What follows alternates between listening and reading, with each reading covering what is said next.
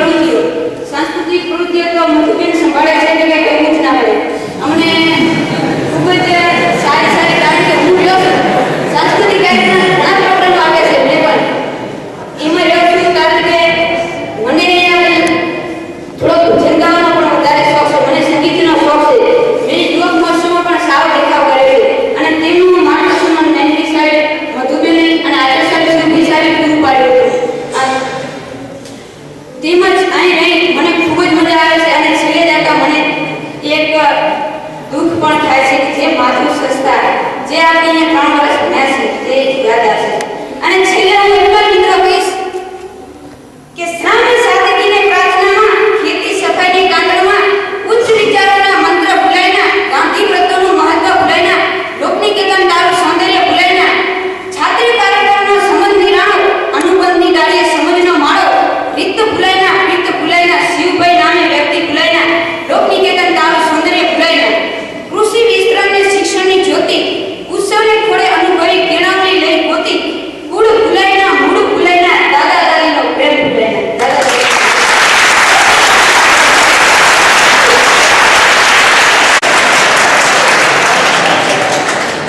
આજની વિદાયમાં ચોક્કસ કંઈ લખ્યું છે.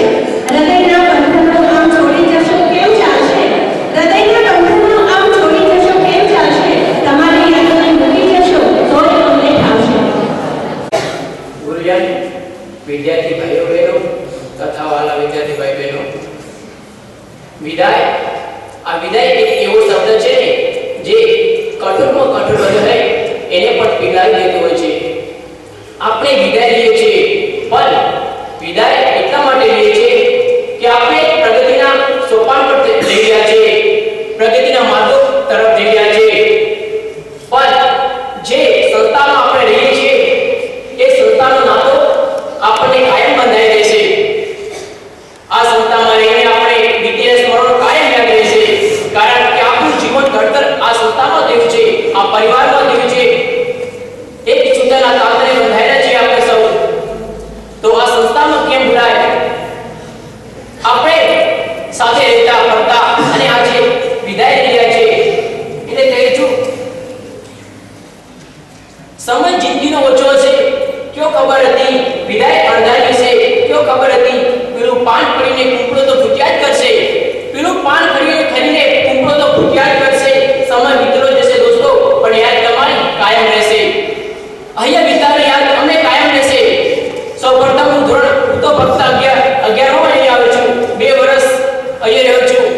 તો મારો યાદગાર પ્રસંગ જે કહો તે NSS પ્રોગ્રામ, જેમાં અમે ધોરણ 11 ના વિદ્યાર્થીઓ સૌ જેગલ મુકામે NSS પ્રોગ્રામ કરેલો. એ પ્રોગ્રામ બધાના માટે યાદ રહી જાય એવો હતો. તેઓ કરેલી પ્રવૃત્તિઓ, તેઓ કરેલા કામો અને NSS ના પ્રોગ્રામ ઓફિસર હરિરામભાઈ સાહેબ તેમજ તેમની સાથે જશુભાઈ સાહેબ, તેઓ અવારનવાર અમારી સાથે રહીને અમને મદદ પૂરી પાડતા હતા. આ NSS પ્રોગ્રામમાંથી આપણને એવું શીખવા મળે છે કે વ્યક્તિનું ઘડતર કેવી રીતે, આપણું જીવનનું ઘડતર કેવી રીતે કરવું જોઈએ, એવા આ પ્રોગ્રામો દ્વારા થાય છે. અને એમાં પણ અમારા આચાર્ય શિવભાઈ સાહેબે અમને વારંવાર ટોક્યા છે કે તમે આમ કરો તેમ કરો, એટલે કે અમે નવા સોપાન પર જઈ જઈએ. કેવો અમારી કોઈ ભૂલ થાય તો અમને કહે કે દોસ્ત બેટા આવું ન થાય. અને અમે એ રાસ્તા છોડીને બીજા રસ્તાએ જઈ રહ્યા છીએ તો પણ રોકે કે તમે સારા રસ્તા પર આવો. એટલે કહું છું કે એક માનવ કોઈને પૂછ્યું, કોઈ તારામાં કાળાશ ન હતો, તું કેટલી સુંદર હોય. એ માનવી સાગરને પૂછ્યું, સાગર તારામાં ખારાશ ન હતો, તું કેટલો મીઠો હોય. થોડી વાર થઈને એ ગુલાબને પૂછે કે ગુલાબ તારામાં કાંટા ન હોય તો તું કેટલું સરસ હોત. થોડી વાર પછી સાગર, ગુલાબ અને કોયલ ત્રણેય બોલી દે છે કે માનવ તારામાં દોષ જોવાની વૃત્તિ ન હતો, તું કેટલો સુંદર હોત. માનવ તું કેટલો સુંદર હોત. પણ એવી રીતે આ એમના ગુરુજીઓ બધા વખતે કહું છું કે તમે અમને એવી રીતે અમારામાંથી રહેલા જે ગુણો છે એ અમને બહાર કાઢ્યા છે અને સારા માર્ગ તરફ લઈ જઈ રહ્યા છો. ઘણો આનંદ થાય છે કે જો આત્મીયતા સાથે એક કુટુંબના પરિવાર સાથે રહીએ છીએ એ નાતો કાયમ થઈ રહે છે. NSS અને સૌથી વધુ એક નઈ તાલીમના રૂપે જે 2 કાર્યક્રમો થાય છે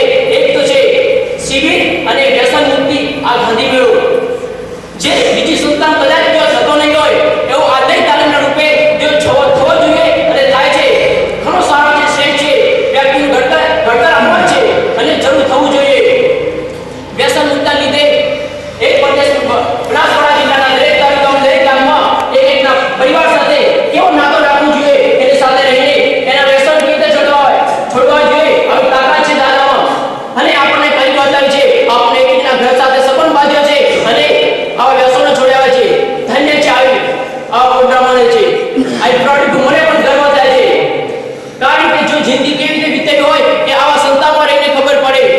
શામ વીતી જાય છે, શામ વીતી જાય છે, જીવન વહી જાય છે, સાથીઓના સાથ છૂટી જાય છે, જીવનમાં મળશે બહુ પરિવાર, પણ યાદ તો આવા લોકની જ રહી જાય છે.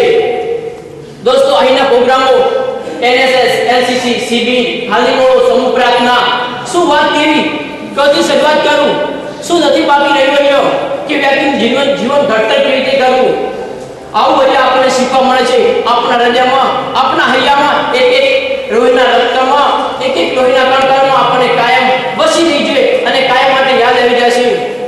દાદીને અને થોડા દિવસ પહેલા મેં દાદીને પણ કહ્યું હતું કે દાદી તો આજે વૃદ્ધાશ્રમ આવી ગયા છે, પણ એમને હજુ કાલી ઘેરી વાતો પાડી મજા આવે છે. એમની વાતો સમય આપણે સૌને ગમે છે. દાદા એમના આધારસ્તંભ છે. બનાસકાંઠા જિલ્લાના દરેક તાલુકામાં, દરેક ગામમાં એમને ખૂબ જ સારો વિકાસ કર્યો છે. તો દાદીને મેં એક પ્રશ્ન પૂછ્યો કે દાદી તમારો હજુ ઉદ્દેશ શું છે, તમે અહીં શું કરવા માંગો છો? ત્યારે દાદી મને એક વાત કહી કે બેટા, મારે બસ એવું કરવું છે કે આ સંસ્થામાં રહીને જે વિદ્યાર્થીઓ રહે છે એ ખાલી ભણે નહીં, એમનું ભણવામાં ઘડતર ન થાય, પણ ભણવાની સાથે સાથે નિશાનબાજી, તરવૈયા, ખેલકૂદ, રમવામ, ફરવામ અને ઘોડેસવારી શીખતા હોય, બસ એ જ મને સારું લાગે છે. ધન્ય છે આઈ લાઈક દાદી. મને ગમે છે આ બધું, કારણ કે આપણે એવું બધું કરવાની જરૂર છે. તો દાદીના વિશે કહું છું, રણમાં લીમડાના ઝાડનો છાયો શોધી રહ્યો છું, સુકાઈ ગયેલા તળાવની પાટ વચ્ચે માછલીનું હાડપિંજર શોધી રહ્યો છું, અમાસની નાઈ રાતોમાં ચાંદડીઓ શોધી રહ્યો છું, જેને લેવા જતા વાગ્યા હતા કાંટામાંને એ કાંટાને શોધી રહ્યો છું. દાદાએ કલ્પના કરી બનાવ્યું આ લોકનિકેતન. દાદાએ કલ્પના કરી બનાવ્યું છે આ લોકનિકેતન. એમાં છુપાયેલા દુશ્મનોને શોધી રહ્યો છું. કયો છુપાયા છે દાદી મારા સપનાઓ, કયો છુપાયા છે દાદી મારા સપનાઓ, એ સપનાઓને શોધી રહ્યો છું, એ સપનાઓને શોધી રહ્યો છું. દોસ્તો, આજે આપણે સૌ વિદાય લઈ રહ્યા છે, પણ હું એટલું કહું છું દોસ્તો, કાયમ હસતા રમતા મોજ મસ્તી આનંદ કરતા રહેજો. ભૂલ થઈ હોય તો માફ કરજો. જીવનમાં ગમે તો સાથ મળશે, આજુબાજુ ક્યાંક મળી જઈશું તો યાદ કરજો, વિદાય લેજો અને મોજ મસ્તી રહેજો. ચાંદની સુરત કહાની મને પર મોગ જવાની, ચાર દિન ચમક જવાની, રાત આવી વહી જવાની, વાત કરી જવાની, વિદાય આમ થઈ જવાની, અમે તો ચાલે જઈશું પણ યાદ તમારી રહી જવાની. દોસ્તો, યાદ તમારી રહી જવાની.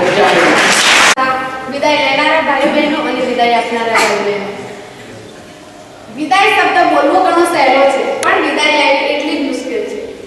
હું અહીં જ્યારે પહેલા જ્યારે ભણવા આવી ત્યારે મને ફાવતું નહોતું, પરંતુ ત્યારે મને મારા ગુરુજીઓ, શિક્ષકો, મારા સાથી ભાઈ બહેનો તથા મારી મોટી બહેનો અને ભાઈઓએ મને અહીં ભણાવવું ઉત્સુક કરી.